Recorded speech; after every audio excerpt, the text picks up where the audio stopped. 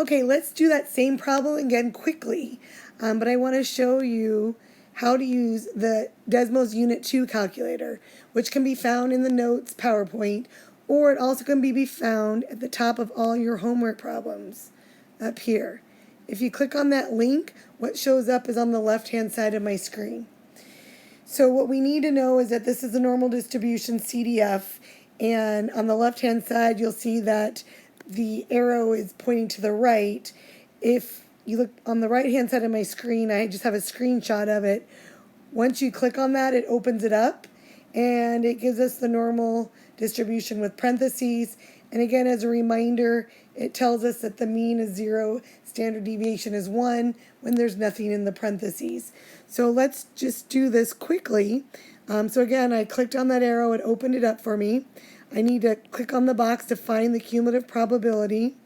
And just like James explained, I need to have my minimum be the 0.4. And when I do that, it tells me the probability from 0.4 to positive infinity would be 0.344578, round as needed. So I'm just going to put this in here real quick.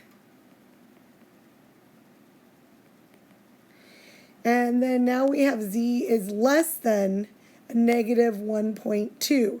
So I'm going to come back up here and just hit the back, delete. And then in the max now, I'm going to put negative 1.2. Oops, I didn't get the point. 1.2. Again, because less than means we're going to the left. It's a left tail. And that tells me that my answer is 0.0115069, and you're going to round as the directions say. Lastly, we want to find the probability between negative 2.3 and 1.2. So I'm going to come up here, and in my minimum, I'm going to put my negative 2.3.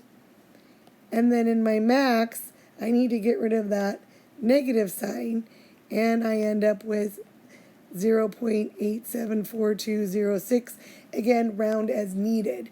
I'm showing you this because there's a reason that there's the Desmos Unit 2 calculator. You don't have to type in all the words, they're typed in for you. You just have to know which box to use when.